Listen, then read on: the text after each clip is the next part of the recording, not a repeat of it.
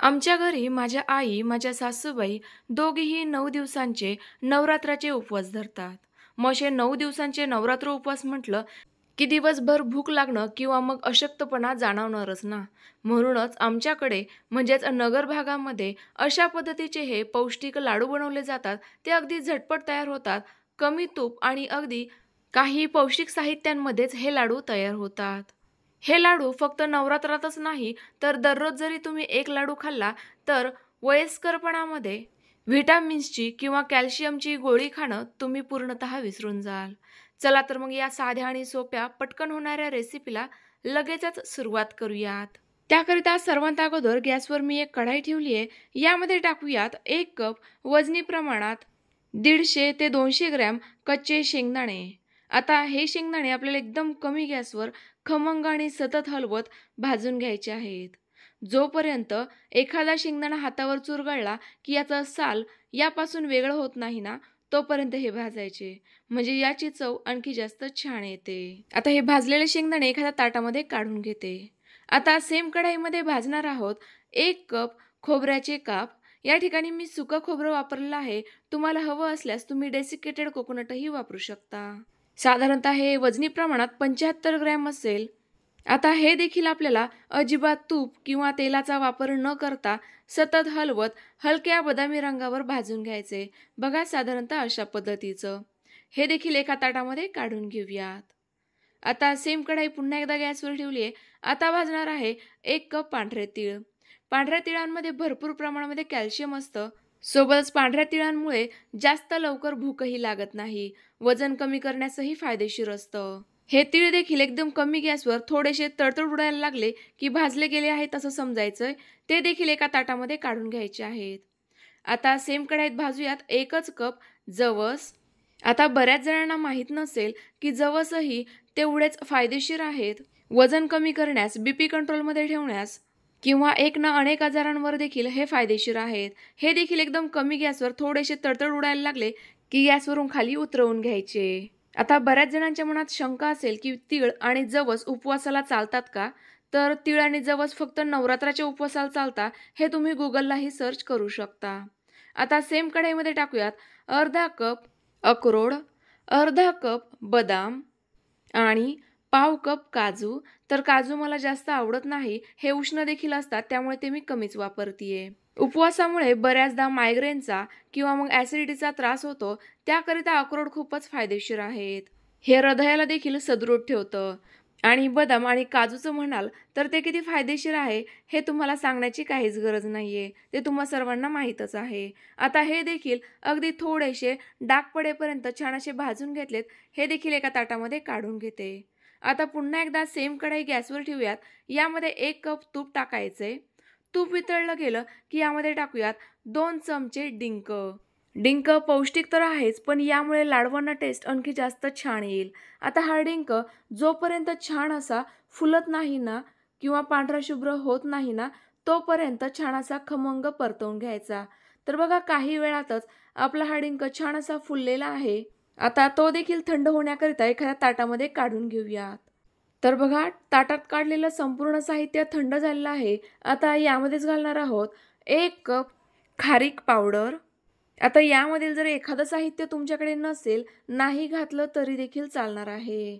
आता हे साहित्य आपण मिक्सरला दळून घेणार आहोत.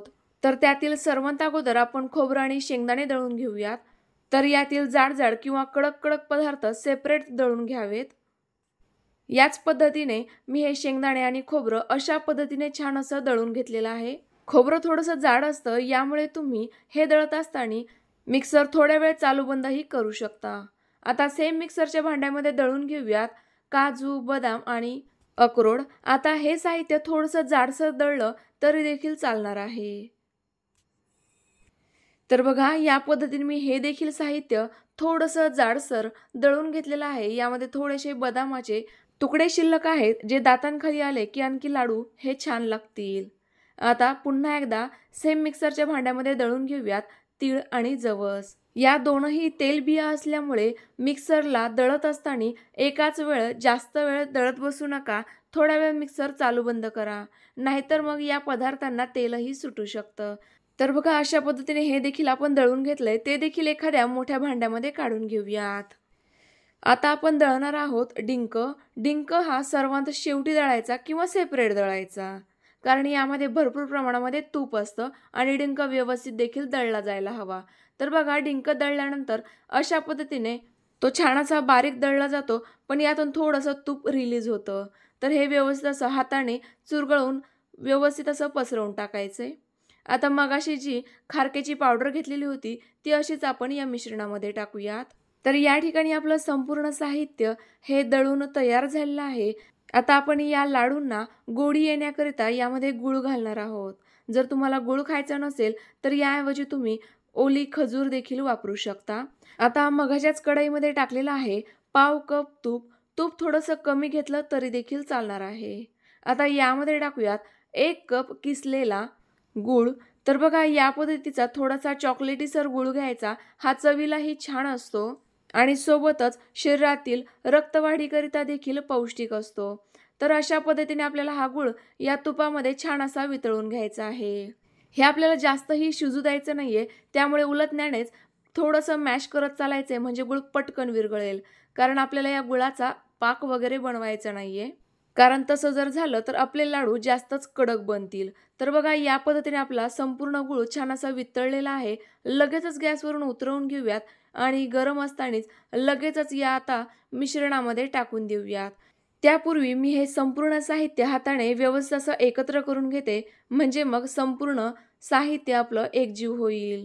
किंवा मग यामध्ये एखाद्या पदार्थाच्या थोड्याफार गाठी असतील तर त्या देखील मोडल्या जातील.